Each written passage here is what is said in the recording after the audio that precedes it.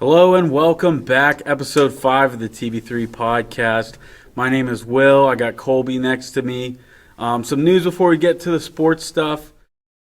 We had an epic fallout between one of our members, Joel. He is no longer with the show. No, I'm completely kidding. For those of you who don't know, you might be listening for the first time or the past couple episodes and you hear the voice of Joel. Just to keep it simple, he underwent a medical procedure. He's all good. He's on a 10-day IL right now. But he's going to have his rehab assignment soon, and he will be back before you guys know it. He'll be back. We miss him. We love him. But we got Ethan here in the studio. Ethan, you're a sports connoisseur yourself? I would say so, yes. Been living in Tampa for my whole life. Been a Tampa diehard since I was a young kid. I'm actually Joel's little brother, so we share a lot of the same childhood. My dad raised us on that Tampa stuff, so shout out to my pops back home. Shout out to my grandma, too. She's listening, Grandma Donna. She's an avid listener. We love Grandma Donna. It's true. So I'm a fan of the show as well, so it's a pleasure to be on. I appreciate the invite. We got like a initiation thing for all our new members and us. You could call it hazing maybe, but we might get canceled. It's not hazing. But we're going to give Ethan the same questions that we gave ourselves on the first episode. What are those questions, Will? So basically, you just want to give us, we'll start kind of sad, give us your least favorite Tampa Bay sports memory. It can be any sport. And then follow it up with your favorite. What was your most favorite memory in all Tampa Bay sports? Gotcha. Yeah, I like this question a lot. Imagine if I pulled up with a Tampa Bay Storm. Tampa Bay Storm playoff loss or something. No, honestly, man, a lot of good, a lot of bad being a Tampa fan. But I think when I look at the bad, I think when I was young, mostly a Lightning fan when I was little. We made the Stanley Cup in 2015. I would have been 13 years old at the time. Did not know how to deal with the emotions of a sports fan. The ups and downs, the roller coaster. It just hit me really hard in 2015 when the Lightning lost to the Blackhawks. As a kid, man, I cried myself to sleep, I'll be honest. Dude. And so it was brutal, man. Yeah, that was kind of like I learned the hard way that way. And then it kind of all went better after that with the Lightning, so I can't complain there. They pulled through a couple times for me, so yeah, but that was, yeah. You had the hero's journey, if you will. He experienced heartbreak first to experience triumph in the end. I really did, and I think that's what makes a true Tampa fan. Mm-hmm. As someone that's been around long enough for the bad days, and they're not fair weather, I would never consider myself a fair weather fan because, yes, Tampa sports are looking pretty good right now, but it's not always been that way. And a lot of these Lightning fans out here, they didn't even know about them in 2015. So, yeah. Yeah, I mean, to bring up what you were talking about, I mean, we're all in the 18 to 24 category. So, as far as Tampa Bay success, were you taking a survey, Will? Yeah, like the Bucks winning the Super Bowl in 2002 and then the Lightning 2004. I mean, I don't think really any of us remember that at all. I'm an 03 baby. So growing up, I mean, you had really nothing to look forward to, and the Lightning were kind of the first to make the finals of any sport. So that was sure. tough. But let's stick to positive now. So what was your favorite memory? Oh man, so I got kind of 2 in 1. I know it's kind of cheating, but I would say that the Bucks Super Bowl. I know it's cliche, but the Bucks Super Bowl and both the recent Lightning Stanley Cups were probably some of the best days of my life. Just emotional, really emotional. Mm-hmm. Like, I put my heart into sports sometimes more than I probably should, and so it makes a grown man cry. But yeah, the Bucks, pulling through with Tom Brady, it felt earned. It felt, just crazy. So that was super exciting, and then got to watch it with all my like childhood friends, church friends that like been cheering for the Bucks all the way since like before Jameis Winston, and we saw every every loss, every win, and so it was a long journey. It's worth every sad Sunday night we've ever had to get that Super Bowl, man. But because those are rough. Growing up on Josh Freeman, man. Yeah, And then Jameis, man. Even he had some good moments, but dude, there were some Sunday nights where I was just beside myself with what I saw on the TV from Jameis Winston and those mid 2010s Buccaneers. yeah, it was kind of a weird season, but I think it's something you never forget. And then with the Lightning, same thing. I mean, I was able to be in downtown Tampa during those wins.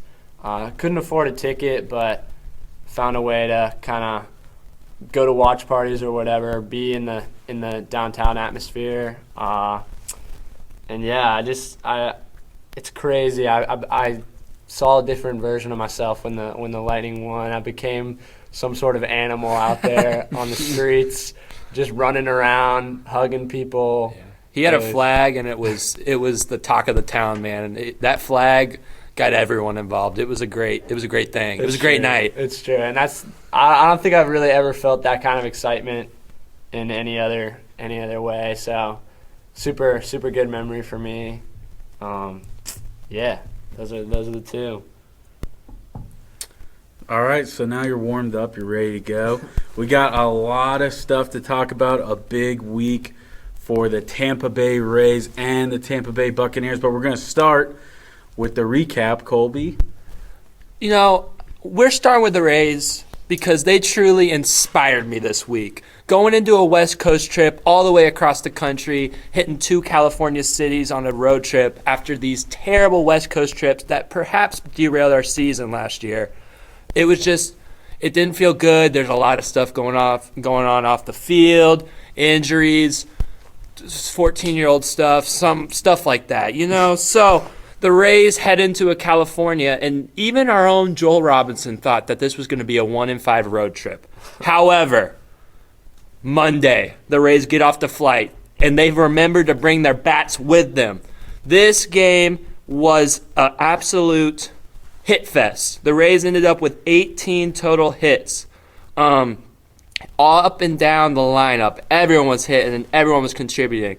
This game was started by Tyler Glasnow, his first games off the IL, not the IL, but his little week of back spasms where he had to miss 2 starts.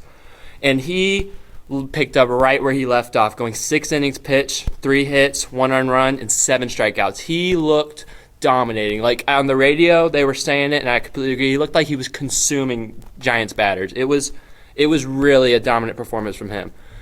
He got taken out after the 6th, probably because of cold weather. That was a theme all in San Francisco. A lot of the pitchers didn't go as long as they normally do because it was cold, and we're being very fragile and not risky with the pitchers because we don't have many left after these guys. So on that night, the Rays got their 10 hits by Oslevis Basabe getting his first RBIs. We'll talk about him later. Yandy Diaz continuing the rate. Christian Bethencourt had an RBI. Manuel Margot had an RBI before he went on the injured list. Christian Bethencourt hit his first home run since May, I'm pretty sure. That was awesome. Isaac Paredes killed it. Jose Siri. Harold Ramirez just doing the thing. Another good story from that game is Jacob Lopez in his MLB debut went 3 innings of 1 earned ball to save the bullpen for us, and it was a great game. And then we turn over to the next day, and this one turned out to be more of a pitcher's duel to start off. Zach Littell went 5 2/3 innings pitched, and gave up 2 earned runs. One of those earned runs was not off his pitch. It was a runner he stranded after Kevin Kelly came in and had a really rough performance to close out that game. The Giants got a solo home run in the 6th inning from Tyro Estrada, and the Rays just could not hit that night. So the Rays left their bats at the hotel that night. The Giants kind of opened it up in the late innings. Rays lose that game 7-0. On to the rubber match. Wednesday afternoon. Big game for the series in San Francisco. And the Rays get it started off early. Isaac Paredes gets an RBI single in the first inning to, get the guys going. It was off an error, I'm pretty sure. And then Josh Lowe, who you'll be hearing about a lot this week, hit a bomb to dead center to make it 2-0. Then Brandon Lau, the hardware store, killing you guys again with a dead center home run, 2-run home run to make it 4-0. Isaac Paredes, another RBI. That's what he does. Luke Raley, inside the park home run on one of the craziest bounces you will ever see in your life. The pitching that day was fantastic. This was by far Aaron Savali's best start as a Ray. 6 innings pitched, 0 runs, 5 strikeouts, got a couple double plays. There was not many threats for him. It was just good. The bullpen ended up closing that out. You had a Colin Poche, a Jason Adam, Pete Fairbanks, keep those guys warm. It was a good game. And that's a really great series to win after everything that went on this past weekend. So, the Rays head over to Anaheim, which, for the first time in years, is seeing a hurricane for some reason. So, we'll be praying for those guys in Anaheim and everyone in Southern California. I know they're not prepared for the rain like we are down here in Tampa. So, we ended up having to play a doubleheader on Saturday. So, Rays, Friday night. An absolutely wild game. We had a bullpen day started by Erasmo Ramirez, who is starting to struggle. He went 3 1/3 innings pitched, 5 earned runs, including a Shohei Ohtani grand slam, which kind of made it feel like this wasn't the day, but the Rays just kept on fighting back. Isaac Paredes started the scoring off with a double. Josh Lowe cut the lead to 5-3 with a 2-run double. Rene Pinto, all right, RBI single, cuts the lead to 1. Harold Ramirez, the very next inning, ties the game. And then Harold Ramirez again in the top of the 7th gives the Rays the lead. And you're feeling like the Rays are just going to nice bullpen coast to the rest of the game after the Angels blew it. But Jason Adam has a little bit of a rough outing. He gives up the game tying run to Brandon Drury on the double. Unfortunate for that. So we head to extra innings, but not before the Rays have 1st and 3rd, no one out, top of the 9th inning, off the closer, and somehow Harold Ramirez is able to ground into a triple play. Poor decision by Yandy Diaz, no running by Harold, perfect ball placement for a double play with infield in, just terrible. So again, your Rays, you're feeling like this isn't going to be a win. But the Rays, never back down, never give up is what I like to say. And top of the 10th inning, Luke Raley, who had a terrible game with like 4 strikeouts, puts the ball in play, gets a single, 7-6. Josh Lowe, 2 outs. An amazing at-bat, one of the best at-bats I've seen all season. It was like 8-9 pitches, gets a single right up the middle, right down the pipe. Another run scores. Then Rene Pinto, having his legacy series, build a statue, hits another RBI single. Andrew Kittredge comes back, saves the game in his first game back from Tommy John since 2022. Just an amazing game. Then the Rays turn it over to a doubleheader the next day. Again, the Rays, they get out early with a 2-0 lead. Josh Lowe single. I don't know if you guys have heard that name before in this recap. But then Tyler Glasnow pitches again. Tyler Glasnow just had a really rough day in that first game of the doubleheader. The Angels were just putting these random balls in play, these check swings, these bloops, these grounders, they were just so lucky getting all these hits, and then he was just not able to overcome the frustration. The credit to the Angels, they took advantage of it. They got big hits. They were able to go up 6-2 after the early 2-run double. Randall Grichuk also robbed Yandy Diaz of a home run, which kind of changed the momentum of that game. But the Rays, they just kept fighting. Josh Lowe hit another home run. Oh, my goodness, this guy. And then Rene Pinto cuts the lead to 1 2-run home run. It's the same thing that happened last night, right? No. Brandon Drury tacks on an insurance run, 7-5. Jonathan Aranda gets into 1 to cut it back down to 1.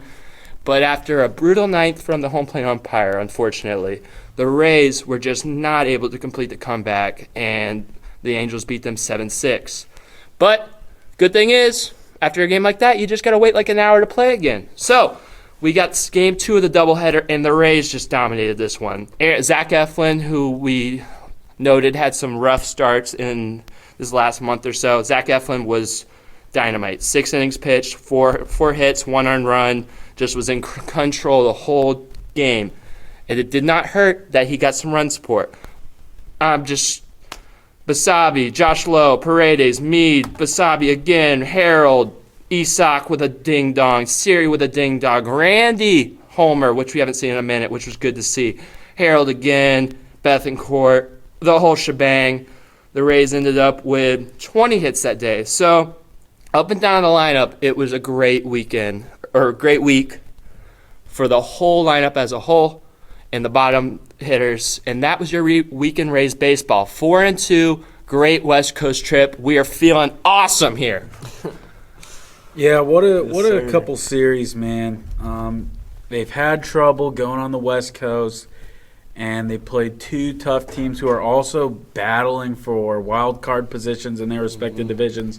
So to see them to battle, especially Friday, that stuck out to me the most. I mean, to give up a grand slam and give up a triple play late and to still find a way to win that game, I mean, that speaks volumes for this team right now, man. Definitely. Yeah, another thing. I want to say something. Everyone was spinning that Friday game like, oh, the Angels are going to Angel. Oh, here we go again. And I understand that, but the Rays took that game. They did not. The Angels didn't give anything away. The Rays took that game. They kept fighting back. They kept hitting. They got big pitches. Pete Fairbanks had a really gutsy performance after he walked the leadoff batter. And they hunkered down and they won that game. So I understand the Angels don't have a good track record, but the Rays took that game. It was not an Angels choke job, in my opinion. I agree. Yeah, sorry, I got an update on my phone. Live. Yeah, live as of Monday, August 21st, the Wander Franco situation.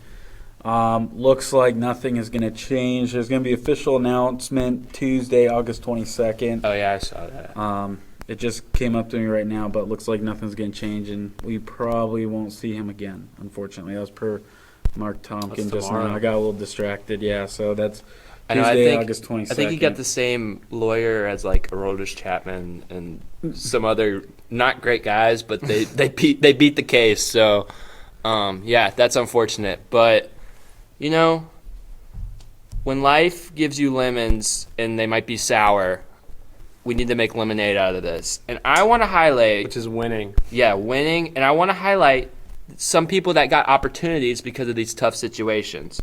And there's a nickname going around this circle. And it's called, and I'm calling these guys the St. Pete Pups.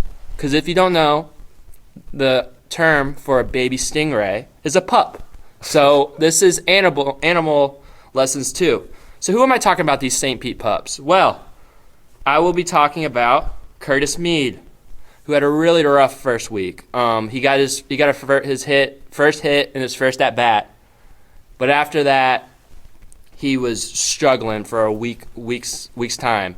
But this past week, it's really starting to click for him. He's got that Evan Longoria stance, and right now on his total season stats, he's got a .353 on base percentage. In that second Angels game where we blew the doors off of him, he got the first big hit. It was an extra base hit. It was his first extra base hit and RBIs. Last week he had a .962 OPS. So, I mean, how are you guys feeling about Curtis Mead right now? Yeah, I'd say he started off a little slow, but that's expected. Per like the MLB rankings, he was supposed to come up this year. It felt like early to me, but yeah, he started off slow. But I mean, so far this past week, I'd say he's done exceptionally well. And you know what? Of course, we need him. If he's gonna get hot now's the time. So, especially when we're catching up with the Orioles and trying to fight for that division, man, I'd love to see these young guys step up, man. This is their opportunity. Yeah, and something about Curtis Mead that I really like to see is he was very highly touted. So we were hearing all these good things about him, and I can see why from this past week, because when you look into the numbers on Baseball Savant, he has great exit velocity against elevated pitches, which is really, for a lot of people, that is the strikeout pitch, is the elevated fastball. Sometimes these people try to throw those high looping curveballs, stuff like that. And to be able to get to that elevated pitch, probably because he holds his hands so high like a 111 Longoria, But to get to that pitch is just really good. And also a thing I like about him is his splits are – obviously he's better against lefties because he's a righty. He's not a switch hitter. But he has a .350 on-base percentage versus both righties and lefties, which is great. I know we've only really been playing against him against lefties a lot. We gave him a couple games against righties, but to show that you can be productive against both righties and lefties is huge for the rest of the season. Mm-hmm. Yeah, he's Australian too. Yeah, he is. Yeah, and I was going to say, kind of to bounce off what these two guys were saying here, overall this week I'm really happy with what I'm seeing with the ball club as a whole. I'm just really just pleased. I know as Rays fans right now, we can probably feel like the most unlucky, lucky team. A lot of good, but then just some games that we feel like maybe we should have won. Injuries. Yeah, and then injuries as well. And so I think, it's no secret, all the headlines that you're seeing about the Rays aren't good right now. And I think, being a Rays fan, you're used to it. People are going to hate on us no matter what we're doing on the field. Whether we're playing good or not, they're going to hate on us. We always have that underdog mentality, and just every year I've seen the Rays take that slept-on mentality and just roll with it. And so I'm really happy to see the way we performed this week. And I think with the allegations, the Wander stuff, it sucks. It sucks as a fan. And I know that the rest of his teammates are not liking it. I think that it's a sucky situation to be in. But I think the only response for us right now is to win, is to keep winning. And so I'm just really hyped to see these young guys, these St. Pete pups, to just, step up. And I think when you lose a star player, but you have a lineup like the Rays, everybody's pitching in, everybody's hitting well, all around the 9-hole up to the 1. I think it's been really good to see, and I think it's just a bunch of resilient guys, and I think you get that every year. But this year's special in a bad way, but this year's definitely different. And so I just want to keep seeing this from them up into the playoffs. I think it's a little easy sometimes to get negative when stuff like this happens, but we just got to keep pushing as fans and as a team. I'm talking like I'm playing, but just, I like what I'm seeing, and I think playoffs are coming up, and I think we got a good shot. Yeah, I agree. I think it's the most Rays thing ever to take stuff like this, take just unfortunate news, injuries, outcomes, heartbreaking games, stuff like that, and they just don't care. It is amazing to just see a group of guys who just do not care about what the people think of you. They're always being counted out. They're always, being written off. But, they just, like my good friend Geno Smith always says, they just don't write back. They just do not care what you think. Jose Siri does not care what you think. No, yeah, and this week could have been really troublesome for them because you get that news after you come off a 9-2 loss to the Guardians, and then you get the Wander Franco news, and this could have been detrimental to them. But the way they stepped up this week, I think, speaks volumes to Kevin Cash, coaching staff, and just the players in that locker room. And we talk about leadership too. I think this team has plenty of good leaders, and they were able to get through this. I think shout out Yandy Diaz. He's been a leader. He's been a warrior this whole season. I think there's so many guys in all our relievers and pitching staff. We got a good core right now, and so it's so great to see him win. Yeah, and we're not done with the St. Pete Pups. We have a second member who, speaking of stepping up, we needed him, and he delivered. Who am I talking about? I got his name wrong 3 times last week. I'm talking about Osleivis Basabe. What a way to start your MLB career. With a 286 batting average and a 355 on base percentage. Oh my goodness. And on your first road trip, you're going to have 4 RBIs. Good grief. And this man just keeps putting the ball in play. It doesn't matter where the pitch is, maybe a little bit. But he has a 42.1% hard hit rate, which is 6% over the MLB average at 36.2. And he just sprays the ball over the field. I was looking at his spray chart for his limited at-bats, and it's just there's a hit in every quadrant in the field. And it's so entertaining to watch. Like, he's such a fun player to watch. We haven't had like a spray contact guy, I feel like, in a minute. I know we've gone through that phase where it was, strikeout or home run. That was the popular thing to do. But it's just refreshing to see a player play like this. Dude, yeah, we need somebody like this for the playoffs. And I am so excited for this guy because for anybody who's been following as far as like spring training and stuff this year, this guy, every time he played, he was filling up the stats. It was him and Luke Raley. Yeah, they were going crazy. And so I didn't expect him to get called up, of course, to make the Major League roster to start the season, but I've been following this guy down in the minor leagues this whole season, and again, he's been tearing it up. So it's great to see him come up to the big leagues and make an immediate impact, especially when we need him a lot at shortstop. And when you look at his, like the strike zone with like the red and cold, like I think anything in that box is red. He hits the ball anywhere in the box. However, he does have a tendency to chase high fastballs, which you're young. You haven't seen those carrying fastballs. Don't we all? Yeah, we do. We love the high cheese here at the TB3 podcast. But, so that's his only weakness as of right now. His defense was solid. He turned nice double plays, had good range. I'm just loving what I'm seeing from him. And, it's just I'm excited to hopefully see him keep it up. I think having that type of threat as your 8 or 9 hitter to set the table for Yandy Diaz, who has been so good and sometimes doesn't get people in front of him, and that's why he doesn't have as many RBIs as he could. It's awesome, man. So I'm excited to see him keep playing. Yeah, and I've talked about that for a couple weeks now, is when you get to the postseason, I feel like a lot of games are won or lost based on how your 7th, 8th, and 9th hitters do. For sure. So if you put him late and he gets on base, and of course, like you said, Yandy Diaz is up to bat, Brandon Lau, Randy, somebody's going to get him home. Harold, Isak. Yeah. Man, can we talk about Harold Ramirez, Oh, man? my goodness. That guy also had an incredible week.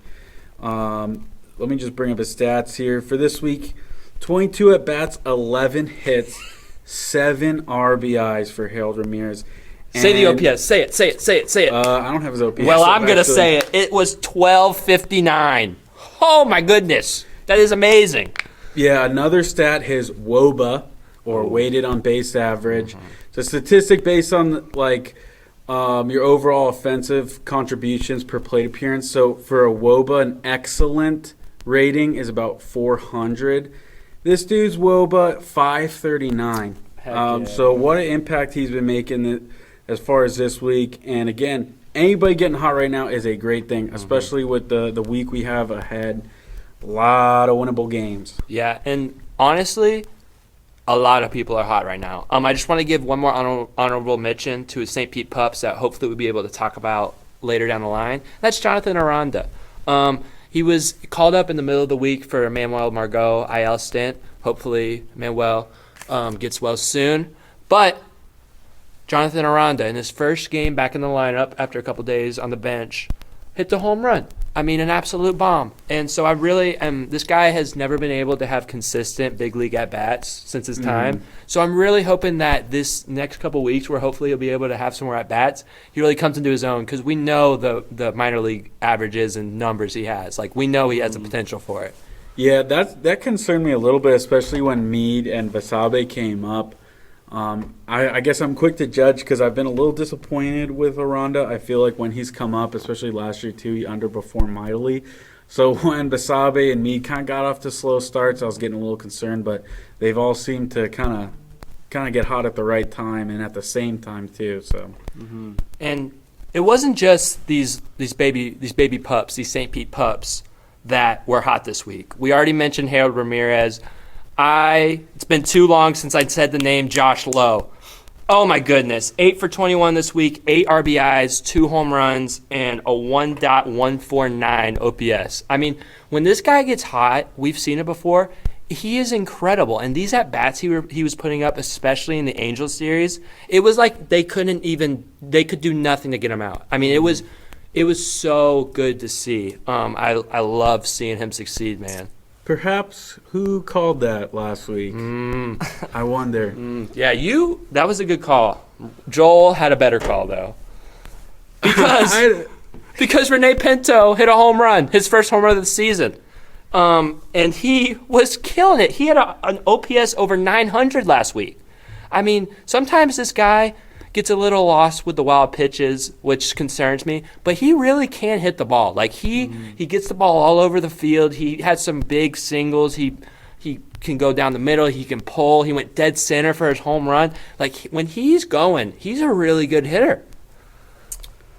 Yeah, and I had Harold Ramirez and Josh Lowe on my two guys that kind of stuck out this week or were getting hot, and I guess they kind of told you all the stats there, but kind of like what I was saying earlier is like, in the absence of Wander, and then times when Randy's starting to slip a little bit, these guys are the guys you go to, and I think that they both do an excellent job of getting on base and really getting momentum for the team, and so like there's just no gaps in this lineup, and I think these two guys in specific this week were the dudes like getting the momentum going for the guys and starting the rallies, and I just love what I'm seeing from them, and I want to give them the credit because I know they can kind of fly under the radar sometimes. So I mean, you're talking about these guys are in your 6-7 hole. Yeah, I mean, exactly. The Rays have that's what makes the Rays when they're going so special is their lineup is just so good 1 through 9, so deep. Like, you might not have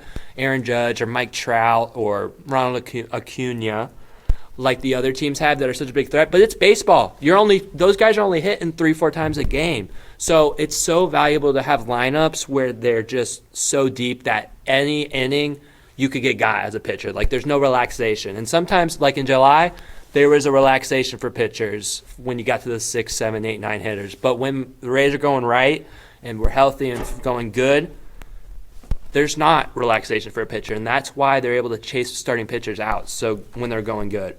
Also, Ethan mentioned Randy Arozarena, and he has been much maligned by the Rays fan base in the last month or so. But last week, I still like him. No, I know, but it's not really us, but it is like people. Anytime Randy messes up, people are really hard on him for some reason. Yeah. But Randy last week had a .419 on base percentage.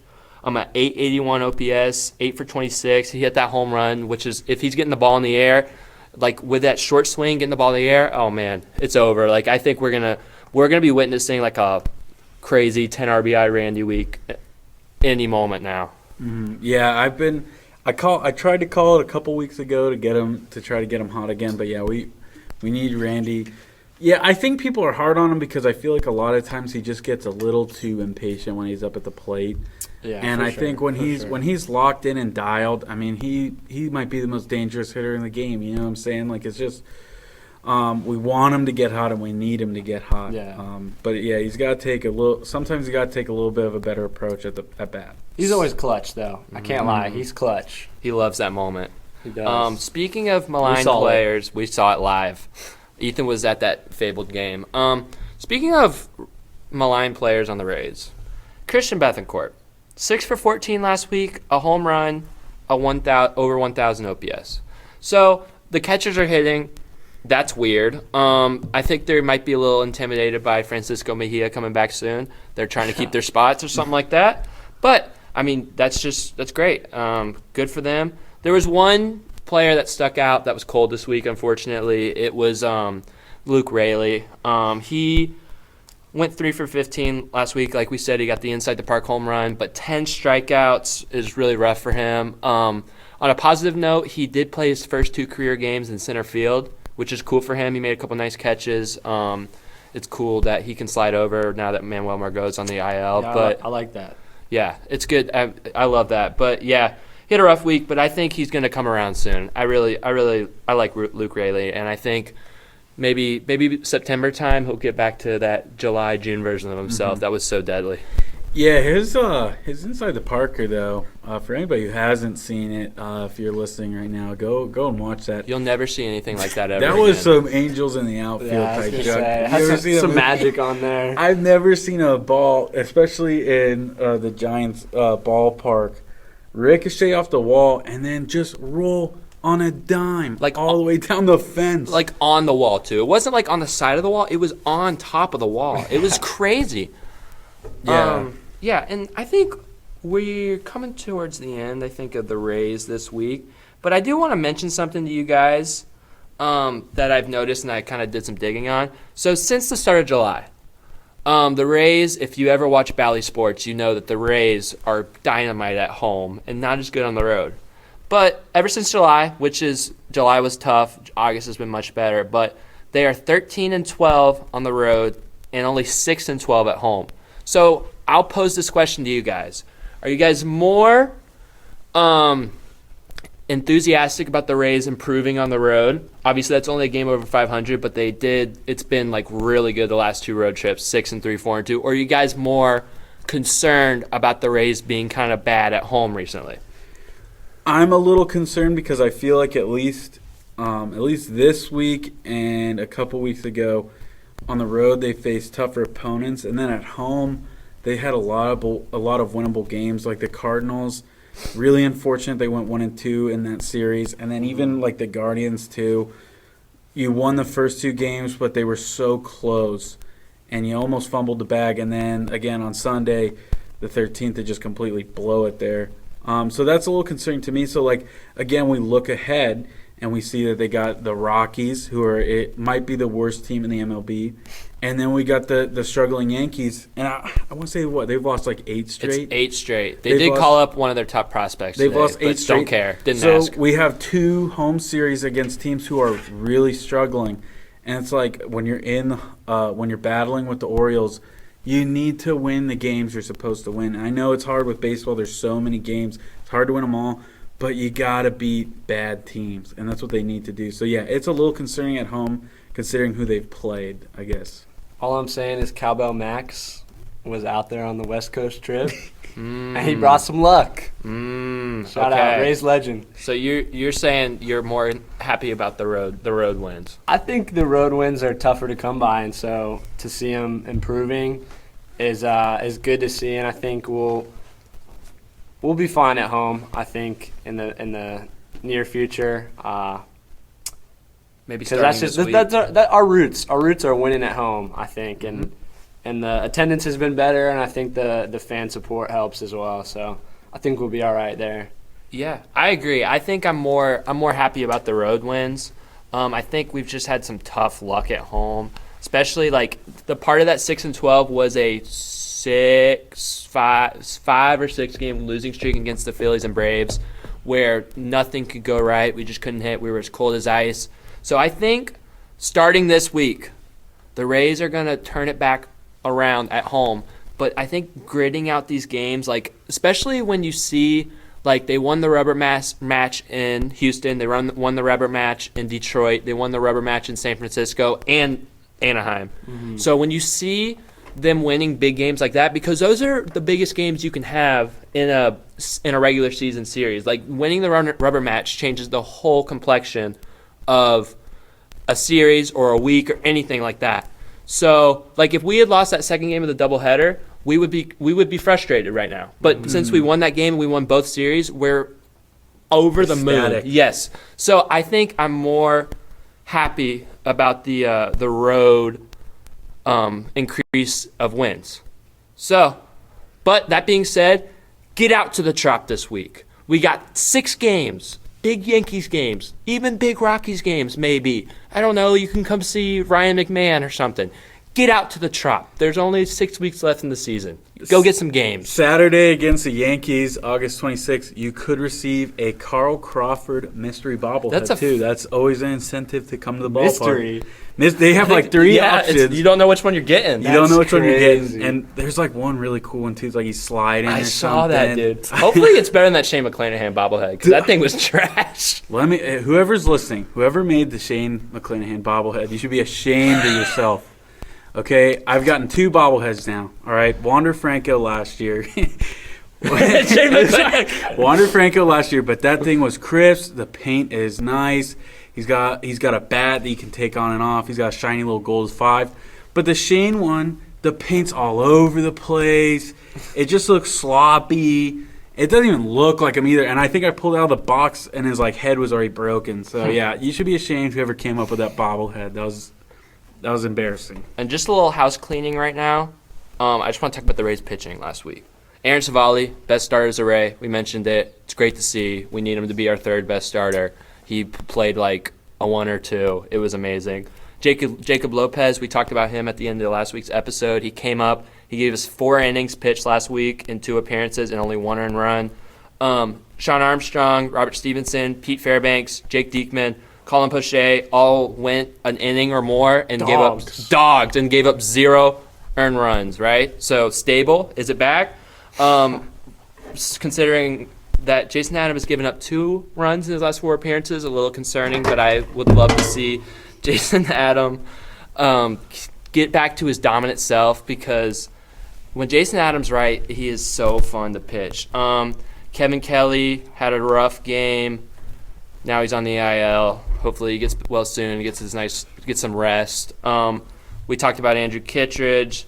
Erasmo Ramirez has had a rough week. He gave up 7 earned runs in 4 1/3 innings pitched last week. We're rooting for you, Erasmo. We all love you. Hopefully you can turn it around, or I guess we're gonna go Fleming, because we need some innings and better innings. But that was your pitching. It was really mostly good, except for a couple games. 2 thoughts on, or I guess one first. The Rays are 45-19 when Josh Fleming is on the roster. I know it's kind of meaningless, but no, I'm a little sick of Erasmo. I feel like he struggled a lot. Give me Fleming back. I'm sorry for all the mean things I've said about you in my mind a lot when I watch you, but I want him back because it seems like the Rays are winning with him and they're doing something right. Numbers, men lie, women lie. Numbers never lie. Numbers down, man. And also, the pitch Erasmo gave up the grand slam to Hoshoi Ohtani was probably took the cake for worst pitch I've seen in a month, because it was right in his wheelhouse and it was blasted. Yeah, one thing to note, too, I'm a little upset with the Rays when it seems like Zach Littell comes to pitch, because in his last 2 starts, the Rays have only come up with 2 runs, and it was both versus the Cardinals on August 10th. And Zach Littell, he's not pitching bad either. He's giving you some solid starts, and he's given up a couple runs here and there, but nothing that should be out of reach for the Rays. So if he's going to continue to pitch like this, the bats have got to back him up. We can't lose games and not even reach the scoreboard. So that's one thing that concerned me too, looking at his last 2 starts. And just help a brother out, man. Yeah. Well, it's funny because his first 2 games, I think we gave him 8 runs in both games, and then now we're giving him 0 and 2. So it's come on, let's just give him 3 or 4, and we'll take it. We don't need all that. Him out. All that especially the Giants, man. He pitched really well that night too. Yeah. It was unfortunate.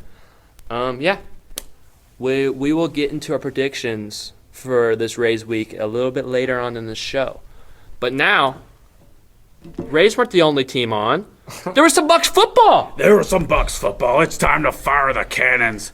The Buccaneers on Saturday night played the New York Football Jets. They had a couple practices with them before that, or I think it was only one. The other one got canceled, and they were fighting. They were going at it. They were battling. You love to see it. You love to see competitiveness, and I guess some dogs. Per reports, Levante David was leading the charge. He was looking great in practice. We did not see him in the game. This game featured kind of the same cast we saw week 1 of the preseason. The only difference is Kyle Trask got the start. The Bucs did not start off too well. 2 punts on their first 2 drives that did not go well. The Jets in the first quarter, they have a 10-play drive, 35 yards down the field to get a field goal. And then Zonovan Knight, late in the first quarter, runs up the middle for the Jets and fumbles it. The Bucs get their first turnover on the night. They would drive down the field to get a field goal. We are tied 3-3. The Jets get the ball back. They go down the field again, 6 plays, 63 yards, and they score a field goal. It is now 6-3, but the Bucs were not done in the first quarter. Cal Trask leads the Bucs down the field, throws deep to Trey Palmer. He's in the back of the end zone, more like in the front. Ball's kind of tipping up, bobbling in the air. We think it might be picked. No, touchdown. Trey Palmer comes down with it, 33 yards. Fire the cannons. Fire the cannons. His second touchdown of the preseason. The Bucs go up 10-6. Next, we go into the second quarter. Who is in at quarterback, you might ask? It is Tim Boyle for the Jets. They are on the goal line. First and goal at Tampa Bay 6. Tim Boyle throws. Ball gets tipped up in the air, and it looks like it was incomplete. No, it was not. D. Delaney bounces the ball off of his toe, literally the edge of his toe, and gets the interception for the Buccaneers. They stop a touchdown. Then later on the second quarter, Bucs have a little bit of kicking issues. Rodrigo Blankenship, 55-yard field goal is no good, unfortunately.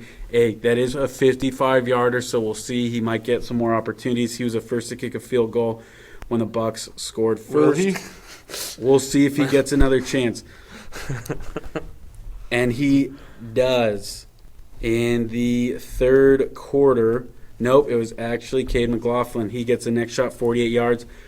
Booms it in, so that's not looking good for Rodrigo Blankenship. And then the Bucs get another opportunity. This is Rodrigo's time to shine.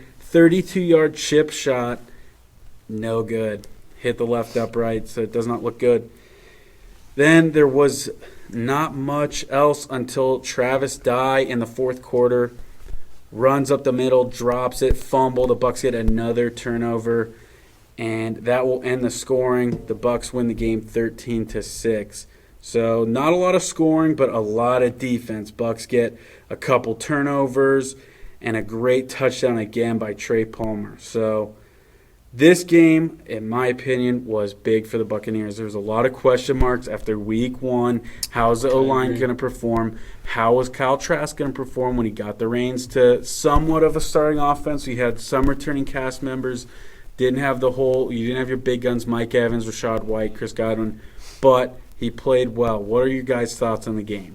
Oh, man. I love to see my good old buddy Kyle Trask ripping some throws, man. I mean, this was, I think, just the most comfortable I've ever seen him in a professional game. And I think it's because he knew he was getting substantial time. So, I mean, I'm looking at his stats right now. 20 for 28, 218 yards, a touchdown, which from afar looked like it was a lucky throw. But you look at the replay, the only person who tipped that ball was Trey Palmer. That's all I'm saying. And he had a 106 passing rating. So, I mean, I loved it, man. I love me some good old prime Kyle Trask. Yeah, and I was going to say, considering it's preseason and I have a cold case of Bucs fever, I think it was amazing. I think it was great. I think, honestly, in preseason, no matter what happens, I'm going to be optimistic. I think, Trask looked good. I think our kicking was decent, and I think that those are two things that we need to do well to win games, and I think we saw that in that game.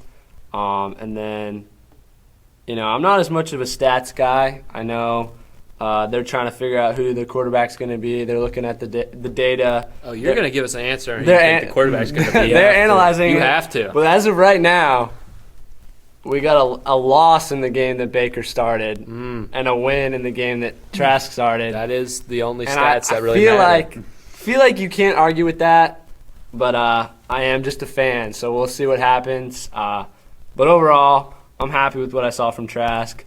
I like the guy. Baker's cool too, but he didn't win. Yeah, before we get too deep into the quarterback battle, one thing I did want to mention was the O-line in particular.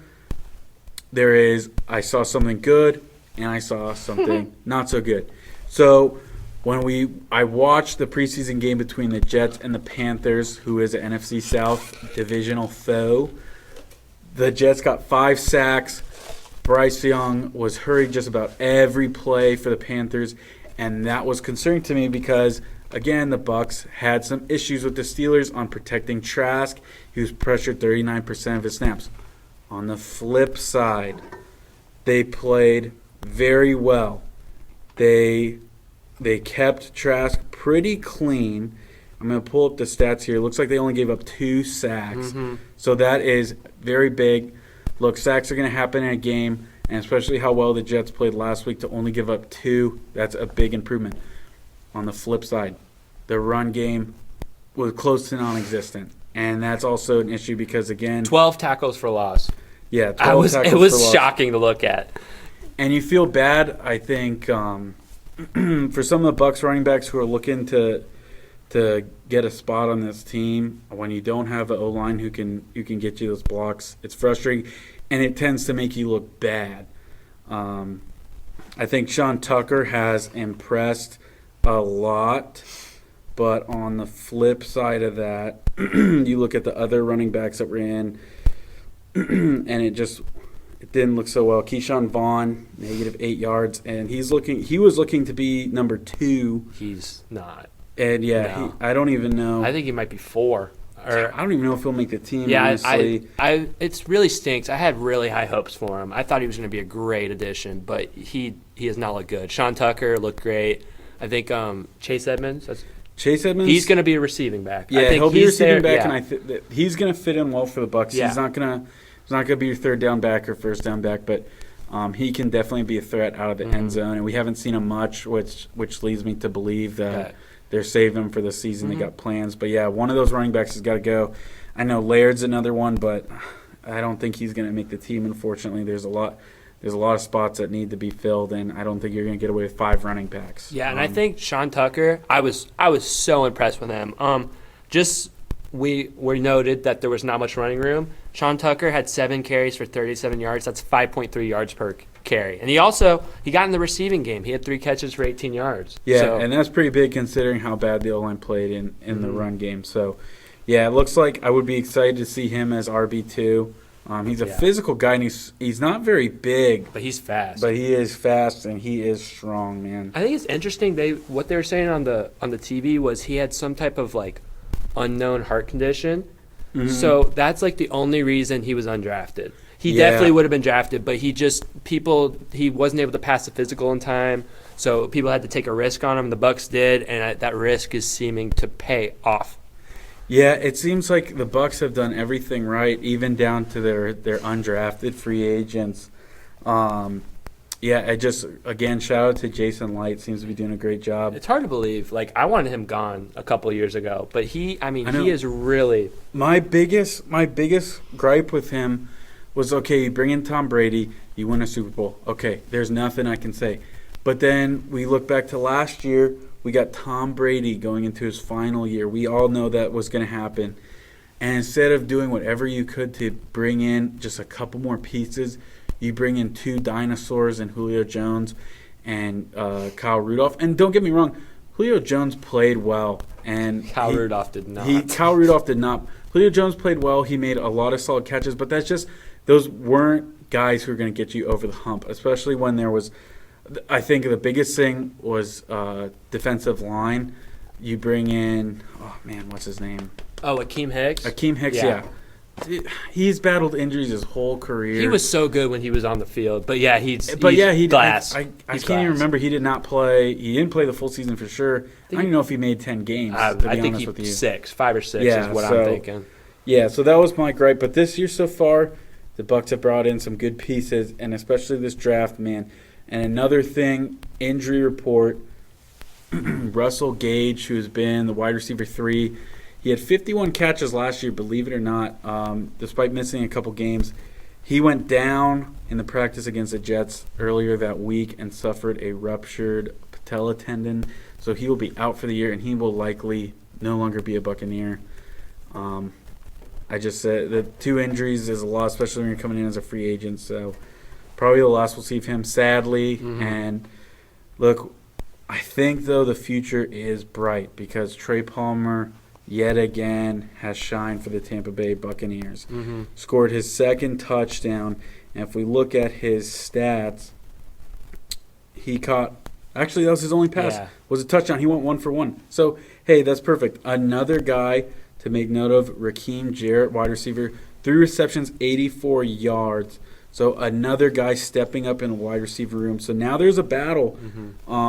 I'd like to give it to Trey Palmer to be our wide receiver 3 or Devin Tompkins, but it's good to see these guys are stepping up. They want to make an impact because we need speed, especially at wide receiver, man. We need somebody who's fast in that slot or just to make some splash and explosive plays. That's the biggest thing about football is the explosive plays, and you can get it from Mike Evans and Chris Godwin. But other than that, the Bucs need that third guy to step up. So good to see Trey Palmer and Jared step up again. Yeah. Ethan, you got any thoughts on those guys? I'm liking what I'm seeing from them too as well. I think you kind of covered it pretty well there, though. Yeah, Rakeem Jarrett was so impressive. I think now that we're not gonna have Gage, I think it's pretty safe to assume that Trey Palmer will be wide receiver 3. But even as wide receiver 4, if you're Rakeem Jarrett, you're gonna get opportunities. You're gonna get playing time. One thing that I did notice about Trey Palmer that is a rookie, it makes sense. He missed a few blocks on the people screaming off the edge. That, to be fair to the offensive line, there was a few, I'd say 4 or 5 of those tackles for loss were on the outside. They weren't on the offensive line. And I think I kind of want to piggyback back to that because offensive line I think is really one of the biggest stories about the Buccaneers preseason. So from my couch, what I gained was I think Luke Gedeke had a much better game this week. He was holding his own. It wasn't pretty at all times. He would look like he was holding on for dear life, but he was keeping them off Trask for as long as he can. On the flip side, Nick Leverett and Brandon Walton were not good. They were on the interior. I'm pretty sure Walton might be a tackle, but those two, he's a tackle. So those two were just like, especially like if we would, Leverett was playing center, if I'm correct. So as far as that battle for non-Jensen center, I think Hainsey is much better option. Yeah, they didn't play him, and they said it was like knee soreness. But honestly, I mean, if he's not playing that game, I think he won the you're spot. going to assume he's a starter. So, yeah, it looks like we'll have Wirfs at left tackle, Feeler at left guard, Hainsey will be your center, Cody Mouch, it looks like he's going to be your right guard, and then right tackle will be Luke Gedeke. I think Cody Mouch had a much better game too. Yeah, he did a lot better too. Yeah, no, and yeah, and he's a rookie, man. Yeah. Like we can't be too hard on him yet. It's just you really need some guys to step up. But yeah, Luke Gedeke, he might be the next secret podcast listener because we've been getting on him. We've been getting on him a little bit, and then he comes out and he plays pretty well. So we weren't the only podcast getting onto him or Instagram page. Yeah. He was under some fire last the entire week. league getting on. Another thing I have to mention, I am the coach of this group, obviously. Not really. But penalties, less than last week. I think the majority of the penalties were definitely on special teams, which bodes well for the offense. The first team offense that was out there did really good of avoiding penalties. We ended up with 7 penalties for 67 yards. There was a penalty on the first return of the game, which really set the tone. I was like, oh, boy, we're doing this junk again. But they really cleaned it up. So I love to see improvement week to week. That's awesome. That's awesome that they improved out of that penalty given state of mind they had. Yeah, back to some more injury news. Like we said, looks like Robert Hainsey will be your starting center for the Tampa Bay Buccaneers. The reports are not looking good on Ryan Jensen. He might be done for the year. We don't know, but it seems like he didn't even travel with the team to New York for the practice and the game. And again, he hasn't practiced since I want to say last Thursday maybe. It's been almost a week and a half at this point. So looks like we won't see him for at least week 1 of the regular season and maybe the whole year. John Walford, the third string quarterback, he also weird injury, man. Weird injury. Gets sacked late in the game. Gets hit from like the back, and he went down kind of normal in my opinion, and then he looked dead on the field. So They said it was a neck injury of some sort. I think they said he was moving into. He Yeah, had he's feeling moving- in the extremities, Yeah, he had right? feelings and everything was Yeah. good, but we don't know what will happen there. So a lot of people are saying to sign Carson Wentz. We don't need that. We don't need him No. in here.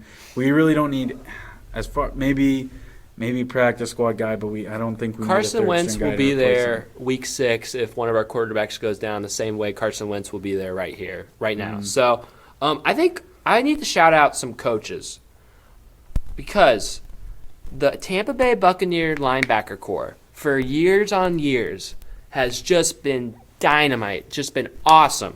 And I want to shout out coaches Larry Foote and George Edwards because they've been with the Bucs for like 3 to 5 years. Every year that they've been here, they're linebackers. You have great players, true to that, but they have been developing them, putting them in the right spots, and it's just been awesome to see.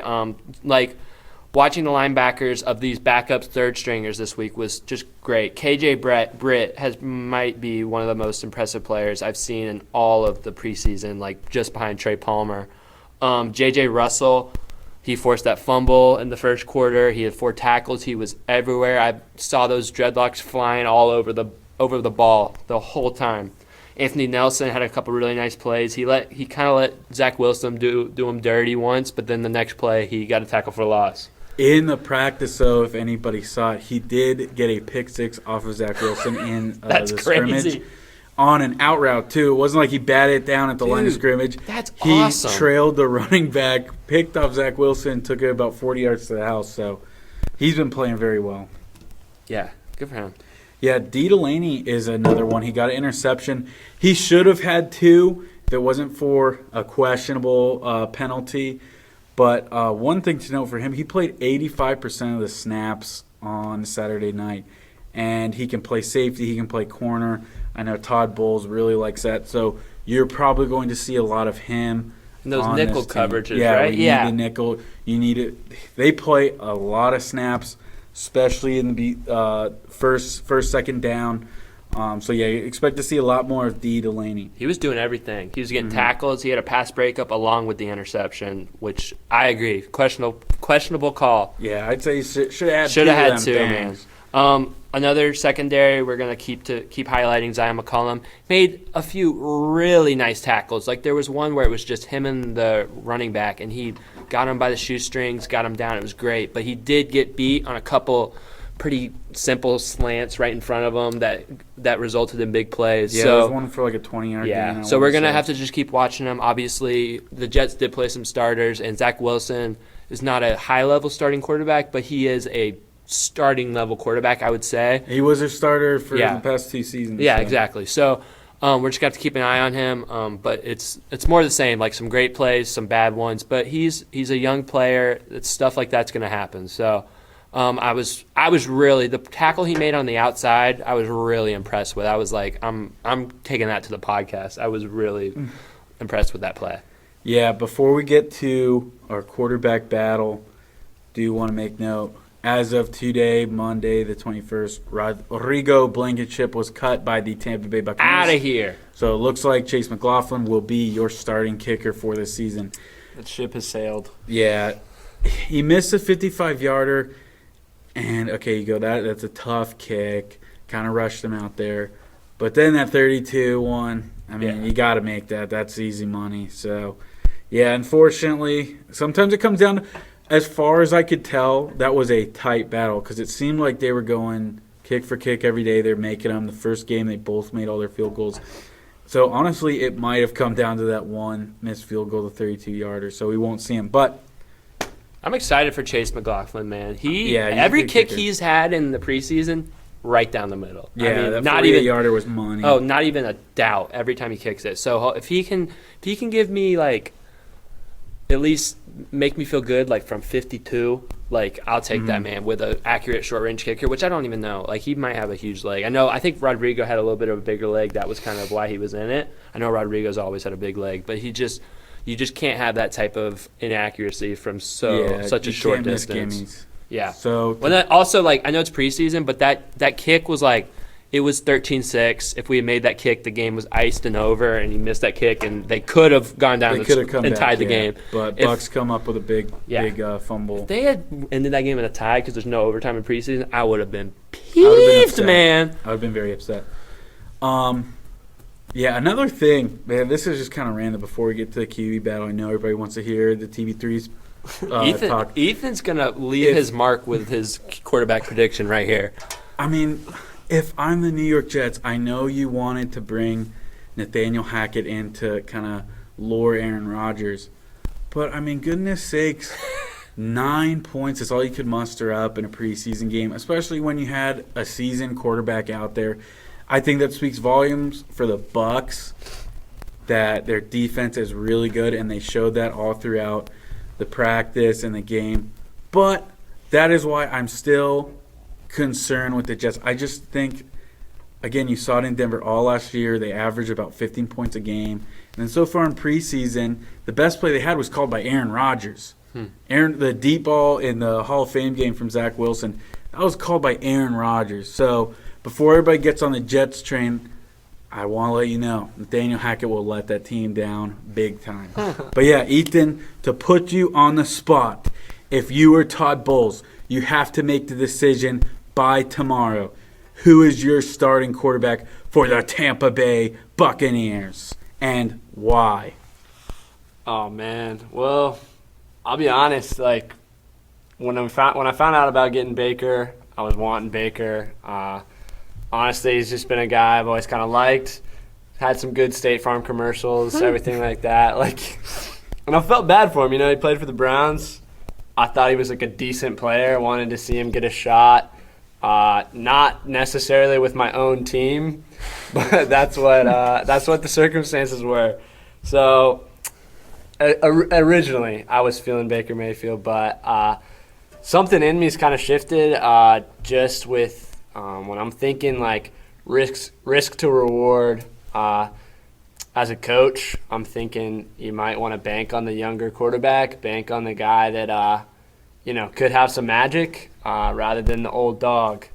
Is kind of what I'm sitting at, and maybe that's just a personal preference, but I'm starting to lean towards Trask a little bit. I do have a little bit of liking towards the Gators, so there's that as well. But yeah, I as of right now, I'm going Trask. So I'll follow up. Now you're not the coach. You are back to being a fan. If you were to predict who you think will be the Week 1 starter, who do you think it will be? I'm thinking it'll probably be Baker. Yeah. Just because he's got the name, and I think as a coaching staff, that's a tough call to pick Trask. You're kind of letting Baker down. I don't know. There's probably some other coaches in that room that are going to disagree with that decision, and I think we put the money up for Baker and we got him, and so it seems like he almost has seniority. He's going to get the shot, but I could be wrong. That's just kind of how I see it. I think we all kind of agree on that, at least. I think Kyle Trask shortened the leash though on last week. I definitely think maybe he did. I think the give that the coaching staff will have with Baker, with Kyle Trask, how we've heard and seen how he looked in camp, and now this game where he's had extended run where he looked really good. I think if Baker struggles for 2 games, maybe, I think they might be willing to pull the plug pretty early. But obviously, I agree. I still think we'll do Baker. Baker looked good in the Steelers game. We can't forget that. Mm-hmm. So, yeah, I think we're all kind of right there. Yeah, and if you are wondering, who's going to be the starter, and you haven't seen anything in the news, here's a reality check. Baker Mayfield will be your starter for Week 1. And it was very telling, I think, and nobody's talking about that. I follow all Tampa Bay sports media, all these different guys. And when John Walford went down in the preseason game against the Jets, and they asked Todd Bowles after the game, what was your thought process on putting Kyle Trask in over Baker Mayfield? And Todd Bowles said he didn't want Baker Mayfield to go with the backups. So I think it tells you right there that Baker Mayfield will be your starter. But what Colby said, I agree. I think Kyle Trask, I wouldn't say he outplayed Baker by any means. He played good. Okay, don't get me wrong. He played good. But he did shorten the leash for Baker Mayfield. I think especially, too, with looking at how Todd Bowles is and his job might be in question, you're going to go the safe route. You're going to go Baker Mayfield. But You're not gonna go through those ups and downs. you're not gonna go through it. So I think we will see Kyle Trask, and I think honestly that's the smarter decision, because if you start Kyle Trask and he struggles, it's gonna be a lot harder to salvage a season by putting Baker back in over him. True. It'll be a lot easier to go from Baker to Trask if he struggles. Now, I want Baker Mayfield to succeed if he's quarterback number one, which he most definitely is. I want to see him succeed. I want to see the Bucs go to the playoffs. But if you are a Kyle Trask enthusiast, I wouldn't lose hope. Yeah, I wouldn't lose hope. But again, if you are a Bucs fan, though, you want your quarterback to succeed. So I don't want anybody hoping Baker Mayfield stinks it up or doesn't do well. We want to see him succeed, and we want to see them win. This is what it's all about. This is about the Tampa Bay Buccaneers winning and hopefully going back to the postseason for the fourth straight year. Yep. I think you can write that down in stone because I think it's going to happen. Maybe not, but no, I think so. I think, like I've said it multiple times, I think we really do feel good with where the Bucs are. So, moving on, unless we have anything else. Yeah, man. I think that's it, man. All right, I could talk about the Bucs all night, but yeah. But so we are 6 weeks left in the MLB season. So we kind of want to do a little bit of a prediction segment here. So since we got college football coming up, which we might touch on a little bit later, we don't know how much time we're going to have on non-Rays MLB coming up. So I think what we're going to do right now is we're going to have a little prediction of who do we think is going to be in the MLB playoffs come October when the Rays begin their World Series march. So I'm going to give you guys a little bit of a cheat sheet here. I did some research, and so here's what we're going to do. In the AL, our playoff picture right now is we have the Orioles are on top of the East, like we just talked about. The Rangers are on top of the AL West. The Twins are on top of the AL Central, which should be relegated to minor league baseball. Our wild card 1 is your Tampa Bay Rays. Wild card 2 is the Houston Astros. Wild card 3, surging right now, Seattle Mariners. Then in the hunt is the Blue Jays, half a game back from the Mariners. And the Red Sox, who are 3 back from the Mariners. An interesting note about the Mariners and the Astros is the Mariners, after sweeping the Astros this weekend, have pulled into a half a game from the Astros. So those 4 teams, 3 really with Toronto, are right up in each other, right? So, NL, Braves, NL East. We've known they're going to win it for like 3 months now. Dodgers, really been playing good baseball. They're going to win the NL West, and they are on top right now. Brewers are on top of the Central right now. They are 3 games up on the Cubs and 3.5 up on the Reds, which takes us to our wild card, which our wild card 1 will be the Philadelphia Phillies, having a very similar season to what they had last year, so they could be dangerous. The San Francisco Giants are your wild card 2. And the Cubs are your wild card 3. And Cincinnati Reds, Miami Marlins, Arizona Diamondbacks are all tied for 1 game back from the Chicago Cubs. So that is a lot of teams for not a lot of spots, because the Giants are only a half game up on the Cubs. So that is 5 teams, 2 spots, exciting baseball. So another part of my cheat sheet is I'm going to give you some schedule rankings. I'll first start with our division race here that we're so interested in, and that would be the Rays and the Orioles. The Rays have the 7th toughest schedule remaining in Major League Baseball, while the Baltimore Orioles have the 15th toughest schedule. Not an impossible hill to climb, but the Orioles definitely have an easier schedule. But I think they're due for a losing streak. So, and for your wild card hunt, Boston, who needs to make up some ground, 2nd toughest schedule left. He's so real for that. So Boston has a huge hill to climb, but they've been playing good ball. Mariners and Astros both have really easy schedules towards the bottom of toughest, highest of easiest. Rangers, middle of the pack, easiest. This is really funny. So when you look at the list of hardest schedules left, it's like 8, 9, 10, 11 are all the NL wildcard teams. So you got Marlins, D-backs, Giants, Phillies are all like similar schedules left. So that race is going to be, it might not be the prettiest thing we've ever seen, but it's going to be entertaining. As far as the NL Central,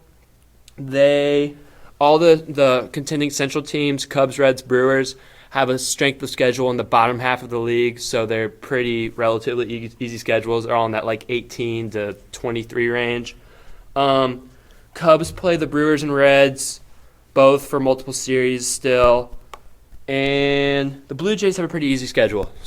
But the Blue Jays have to play 12 games against Rays, Red Sox, Orioles, which are all teams that they stink against. The Blue Jays are terrible against the AL East. So, with that cheat sheet, how you guys feeling about the playoff race here? Ethan, why don't you go first? Oh, okay. I mean, dude, I'll start off first. Rays are taking that division. Yeah, they are. They're gonna come out on top. I just believe it. That's how I feel. You gotta believe, baby. The Orioles go West Coast trip in 2 weeks. They're gonna come back groggy from that West Coast trip because they just had one this week. They're gonna have a little bit of losing streak. We play them. We have 4 games against the Orioles in September at Camden Yards. So that's gonna be your division. Like as long as nothing happens, that'll be a fun series. The Magic's gotta end at some point. Dude, I'm thinking it's gotta end. Maybe we get a cheeky little Sunday night baseball game. Whew. Ooh, man. Yeah, that'll be fun. We really gotta, sweep that, put it in lock, but it's gonna be tough. They are a really good team. I won't lie. The Orioles are looking really good. I miss when we were that number 1 spot, but it's all good. And then as far as other American League teams, I think that the Rangers and Minnesota will most likely kind of have those on lock for their division. When I'm looking at the wild card for the AL right now, I really would love to see the Mariners take that 3rd spot, and I think that they're looking good and that they'll continue to win. I hate the Blue Jays and the Red Sox, so I can't really say that I feel like they're going to improve. I kind of feel like the Mariners and the Astros are just a little more hot right now, and so they might just stay in the wild card there and it kind of stay the same for now. But who knows? The Blue Jays could get hot and get in there. I'm counting the Red Sox out, though, for that. And sorry, Angels. And Yankees. Not sorry about that one, though, guys. Yeah, I was going to say, I actually genuinely feel bad for the Angels. They're cool, but, yeah, the Yankees can hop off. It's not cool that they waste their stupid generational trade them talent. away, Is please. it still Joe Madden? No, that They dude's can, gone. though. He was trying to do the mohawk for the team Oh, yeah, around. He yeah, got yeah. fired, man. I forgot about that. That's crazy. All right, Will, what's your AL picture looking like? For the AL, man, I think there might be a need to change the playoff picture a little bit because, you know what, if you're Minnesota, it frustrates me so much. You play in a garbage division in the Central, okay? You play garbage teams all year, and you just get to sit pretty. First round exit. Yeah, you're just a first round exit too. They're not going to go far in the playoffs, but I have to say they'll be in it. They've basically clinched. And the Guardians are selling. The Guardians had a chance. I don't know. They what were they're so doing. close this whole year, and they decided to sell, and then it's like, well, we just give up because Guardians we are so weird, can't win man. 2 or 3 games in a row. Stupid. So Minnesota, yes, obviously they're my pick for the Central. You know what? I said it very early on. I think Texas will win the AL West. I think they have it on lock because it just seems like when the Rangers, especially this week too, when the Rangers lose, the Astros are always also losing. So I'm going to go and going to say the Rangers have the West. For the East, man, you cannot bet against the Rays. I can't do it. I don't know how, but they will come back. They will win the division. They'll be the number 1 seed overall going into the playoffs. And as far as a wild card then, Baltimore, sorry, you were in the lead. Now you're going to the wild card with all the rest of the bums. They'll be the first seed. I think Houston, they'll stick around. They're just a good team, man. You got to give them credit. They're cheaters. They were cheaters, but you got to give them credit. Houston had a players-only meeting after they got swept this week. Are they dead? Are they in shambles? I don't know.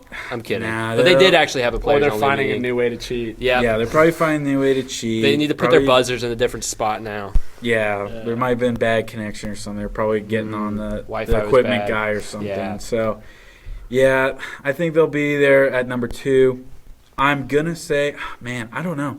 This one's tough because it seems like Julio Rodriguez is just willing the Mariners to stay alive in the playoff race, but I'm just not sure if it's going to be enough. I am going to go out and say that the Toronto Blue Jays will get that 3rd wild card spot. I think they're going to hop up over Seattle. They're only half game back. I think they got it in the bag. Yeah. Boston, They see you choke a later. lot, so. You're done. I don't even know how you're in contention. I just hate the Red Sox.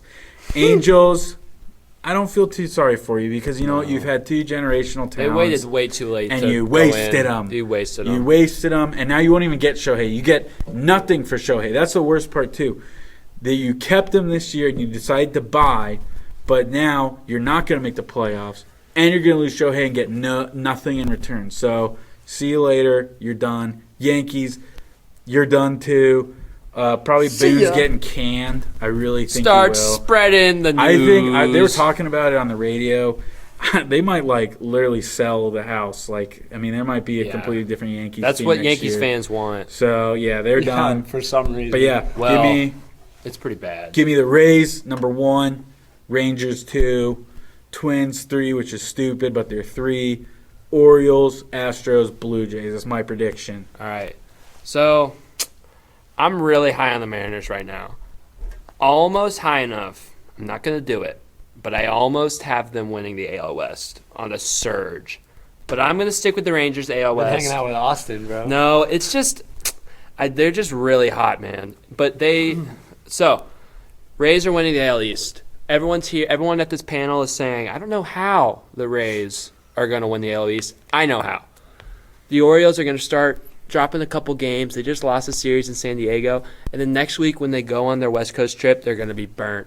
And they're going to have a really mediocre week while the Rays are at the Trop booming out wins against these lousy teams. And then when they come back, the lead's going to be, when we get to the September series, the lead's going to be maybe 0, maybe 1, very tight. And these young players just aren't ready for this type of pressure, man. The Rays got some pedigree on that roster that they know how to win these big games. So the Rays are going to take 3 out of 4 in Baltimore. They're gonna get the lead. Baltimore's going to be demoralized. The Rays will coast to the end of the season as AL East champs. And it's going to be awesome. Central Twins. Amen. Central Twins, I mean, the Tigers are just so... Everyone in that... I don't know why I'm thinking about the Tigers, but, the Tigers are, hot right now, but still, that's just so mid. They should, at least, if they get the division winner in, sure. But, at least make it a seeding. No, they should not get the 3rd seed automatically. Mm-hmm. Stupid. As for my wild cards, O's will get the wild card 1. I think the Mariners will get wild card 2. And I just think with that easy schedule, the Astros will sneak in. And I think they might low-key tank for that last spot to get the easy series against the Twins. But I just think the Mariners are hot. The Astros aren't. The Astros are getting Michael Brantley back, which is a little bit scary. But, yeah, that's what I'm thinking. And let's mix up this order. Will, let's go for your NL. NL? Let's see here. The NL, I always forget about that. Because I'm just so focused on the Rays. Oh, wait, okay. Oh, well you want to know what it is? I can. No, I got it. I got it up here. Yeah, I think it's pretty obvious. The East will go to the Atlanta Braves. I mean, they're 1,000 games up. They're 80-43, best record in baseball. Yada, yada, yada. Who cares? The West, man, again, dude, it's just like the Dodgers. I feel like they had not even their they've had like their worst pitching rotation in years, and then somehow they've just found ways to win. Well, They're they got 9-1 Freddie in the last Freeman 10. and Mookie Betts, man. Yeah, that they're is going so off. good. But yeah, they've just figured it out. I think this is like their most complete team, I feel like. So they kind of concern me, but they'll get the West. Central is yeah, you know what? I'd love to see the Reds take the Central, but it will be the Milwaukee Brewers.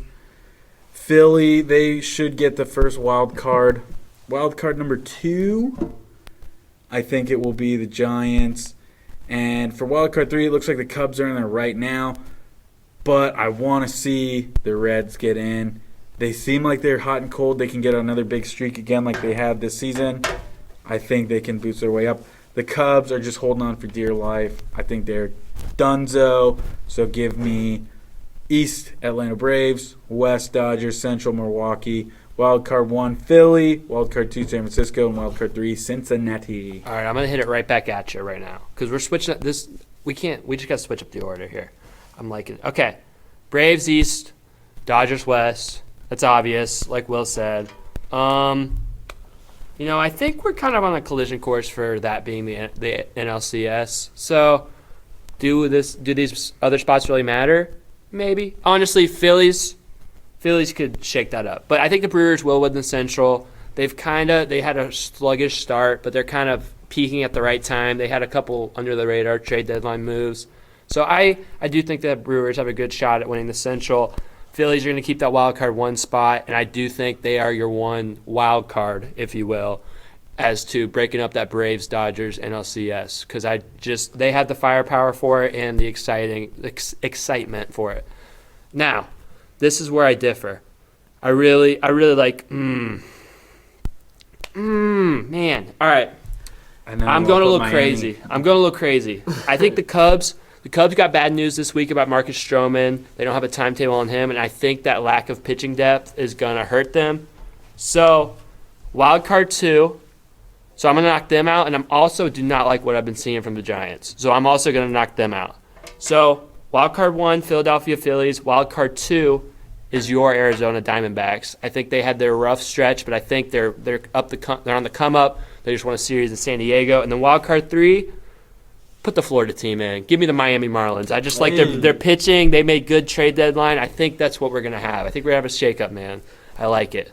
Man, playoffs in Miami. Dude, biggest biggest year of Lone Depot ever. I'd If love you to have see a playoffs TV3. and World Baseball Classic, come on now. Should send out a And then you TV3 have an all Florida World Series. Oh man, what are you talking about here now? You go to all 7 games. Oh, man, if it went to 7. Yeah. All right, I'm on the same page mostly with the division winners. I got Braves, Dodgers, Brewers as well. I think that's kind of on lock. And so obviously, I mean, Brewers could slip. They're kind of chokers, but I think they'll be good.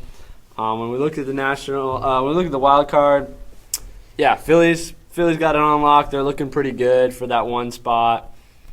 And then with the Cubs and the Giants, I mean, I think they're kind of just praying to stay in at this point. I don't really think people expected them to really get those 2 wild card spots, so I think that we'll see a slip from them. And I have always been kind of a Diamondbacks guy, so I say Diamondbacks will get in there. We'll go 2 spot for the Diamondbacks. I think they consistently underperform every year. I think that they have a couple hot starts, good win streaks, and then they just kind of die off. So I would love to see them succeed. I think that they got a loyal fan base, and I think that they could do well. And then I'm also kind of a Reds guy, so I'm going to say give me the Reds in the 3 spot. I like it.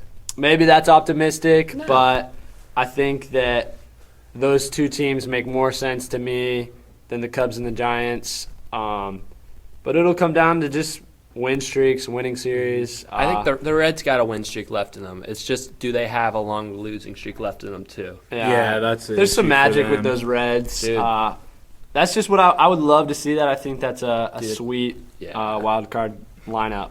All right. Does anybody think the Padres have a chance to come back? No. Yeah, that's another Slam team. Diego. Yeah, Dude, that's when you say the teams Los Angeles Angels, New York Yankees, San Diego Padres, New York Mets, I say in my mind, don't care, Yeah. irrelevant. Sorry guys, but you guys just suck. So that's our predictions, guys. Hold us to it. But now we're gonna look ahead to this week in Rays baseball. But before we look ahead, we gotta look back to what we did last week with these predictions, man. A lot of right ones. Yeah, so going into this week, Will has had a lead this whole time with 3 correct picks. Colby and Joel are tied in second place for 2. Did it change? No, it did not. Joel predicted the Rays would go 1-5. Mr. Negative. Loser. But he did predict Rene Pinto to hit a home run, so he gets 1 point for being correct.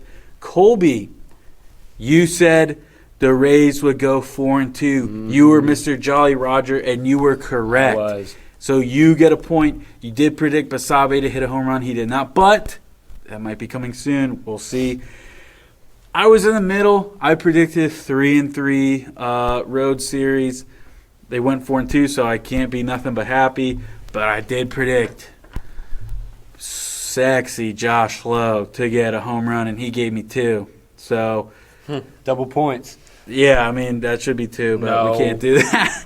So, yep, I am now currently in the lead with 4 correct. Colby and Joel have 3 correct. So, it's close, but I'm still staying strong in the number 1 spot. Do we want to play this week's edition of Who Did the Orioles Play real quick before we get into these predictions? Yeah, to look out for it, they play. Here's the music. Yeah, Here they we go. play on August 22nd. They open up at home against the Toronto Blue Jays for a 3-game series, and then they stay home and they play the battle-damaged Rockies after losing 3 straight to the Rays. They play them at home for a 3-game series starting August 25th. So.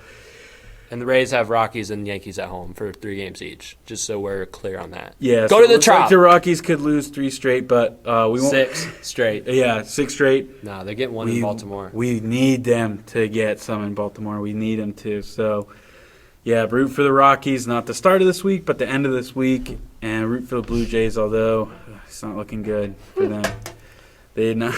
What happened in their last season? That was that crazy diving catch they had, right? Dude, I think the Orioles are like 7-1 against the Blue Jays or something crazy like that. So the Blue Jays are due. That's what's going to happen.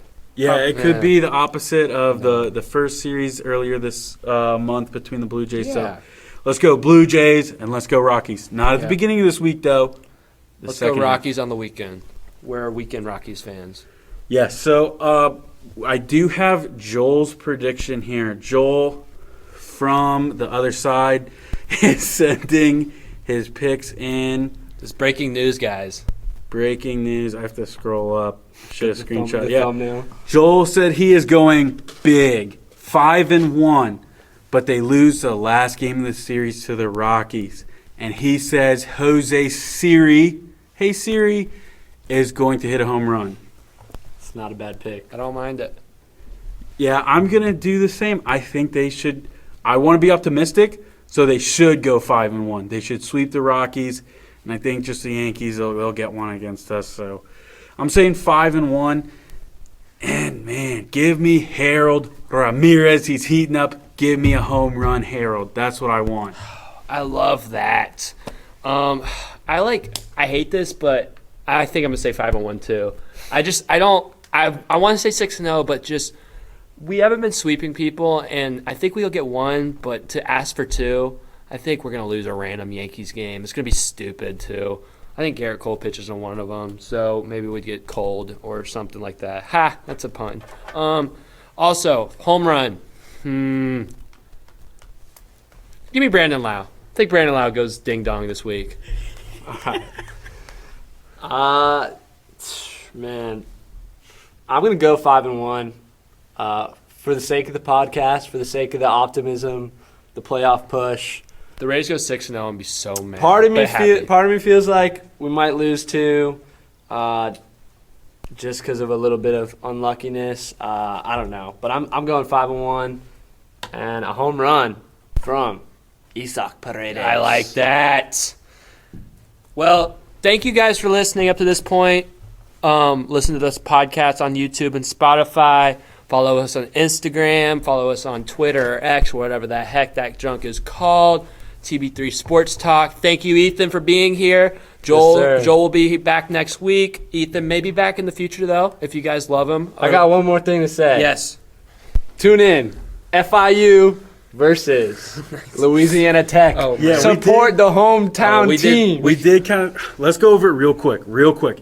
Yes, there is college football this week. There's a couple games. The big Go ones, Panthers! The big ones you want to look out for. If you're bored on Saturday before the Bucks game, 2:30, Navy, the midshipmen, our nation's heroes, play against Notre Dame in Dublin, Ireland. That'll be at 2:30. Aviva Stadium. Yes, 2:30 overseas. And then the nightcap. 8 p.m. You'll see USC, Southern California. They play Get San beat Jose by San State. Jose State. They're going down. Caleb Williams, it's over. You lost first game. They might get upset. So, yeah, that's a number 6 team if you want to see some of the top 25. That's all you're going to get. There's college football all day. There's 7 games. Next week, be ready for a college football week 1 preview. Get excited. Big college football coming up. Yes. So, are you going to give me some of that? as we close out, I just want you to think of a crisp fall afternoon. It's 3 p.m., and unfortunately, this is the last year we're going to get it. But it's SEC football on CBS. Make sure to listen to TV3 Podcast, like, subscribe, follow us on Twitter. Thank you guys for listening. And good night.